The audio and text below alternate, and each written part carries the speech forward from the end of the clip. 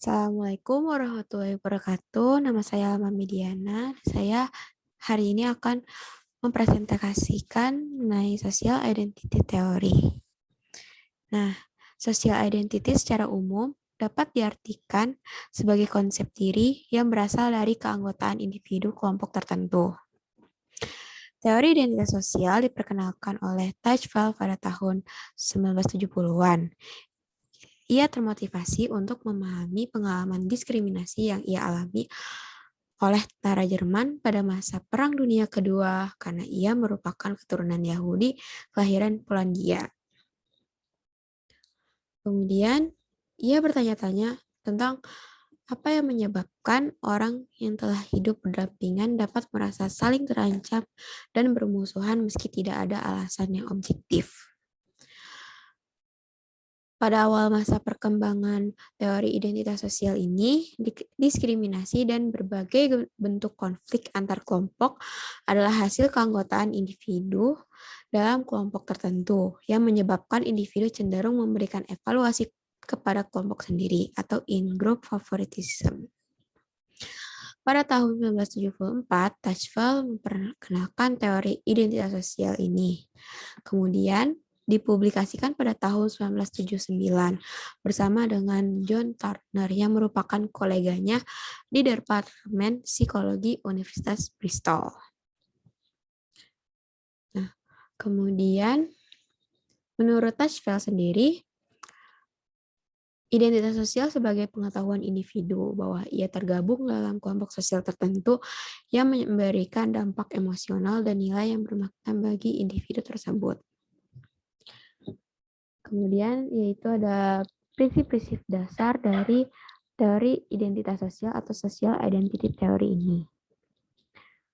Teori identitas sosial menjelaskan 3 proses di mana keanggotaan kelompok dapat memainkan peran dalam pembentukan konsep diri, yaitu kategorisasi, identifikasi, dan komparasi.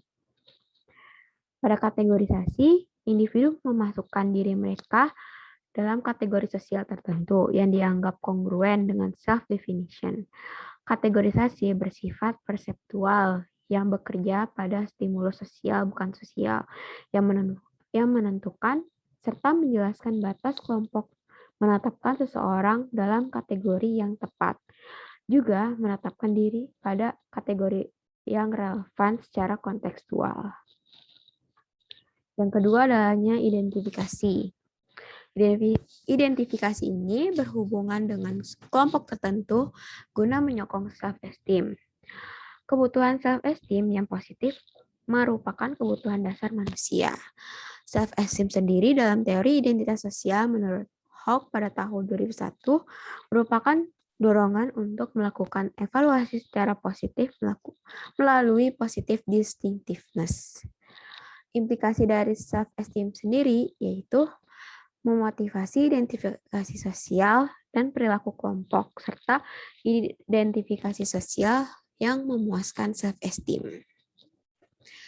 Yang ketiga adalah komparasi, yaitu upaya seseorang untuk memenuhi kebutuhan terus memandang diri mereka secara positif dalam hubungannya dengan orang lain, sehingga mereka menggunakan perbandingan sosial untuk menentukan apakah kelompok mereka lebih baik atau lebih buruk dibandingkan dengan kelompok lainnya.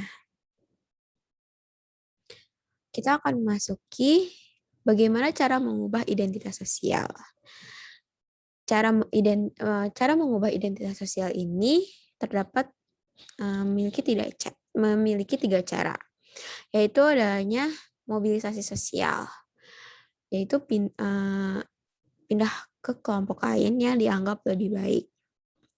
Kemudian ada kompetisi sosial, yaitu mencoba lebih baik dari kelompok lain, dan kreativitas sosial, yaitu menemukan kelompok lain yang dianggap lebih buruk dibandingkan kelompoknya. Kemudian ada faktor pendorong terbentuknya identitas sosial. Nah, faktor ini terdiri dari 2, yaitu adanya self-enhancement dan pengurangan ketidakpastian. Pada self-enhancement ini, Orang akan berusaha melindungi prestis dan status kelompok mereka sendiri secara relatif dengan kelompok lain, di mana evaluasi kelompok merupakan evaluasi dari diri sendiri juga. Lalu ada dinamika identitas sosial. Identitas sosial ini bersifat dinamis, di mana identitas sosial dapat menguat dan menjadi dominan atau dalam situasi lain menjadi subordinat. Penguatan identitas sosial menjadi dapat dipengaruhi hadirnya ancaman terhadap identitas kelompok. Yang terakhir adanya strategi manajemen identitas. Di dalam strategi manajemen identitas ini terdapat identity management theory, yaitu upaya diri seseorang mendapatkan identitas sosial yang positif, sementara tidak semua kelompok memiliki status baik. Maka individu menggunakan berbagai strategi untuk mengelola identifikasi tersebut menjadi lebih positif. Di antaranya yaitu ada individual mobility, social creativity, dan social competition. Pada individual mobility berpindah dari kelompok dengan status yang rendah ke status yang lebih tinggi. Yang kedua adanya social creativity, yaitu mendefinisikan ulang status kelompok dengan karakteristik yang lebih positif. Yang ketiga yaitu social competition, dengan mengubah status quo. Kemudian ada faktor penentu strategi manajemen identitas yang terdiri dari permeability, stability, dan legitimasi. Permeability menunjukkan sejauh mana anggota kelompok dapat merasa menjadi agen independen yang menentukan sendiri keanggotaannya. Yang kedua adanya stability, merupakan suatu kondisi yang menunjukkan apakah perbedaan status kelompok adalah status yang tidak dapat diubah. Yang terakhir adalah legitimasi, yang menunjukkan sejauh mana aspek pembanding status kelompok dianggap sah atau tidak. Sekian dari saya, kurang lebihnya mohon maaf. Assalamualaikum warahmatullahi wabarakatuh.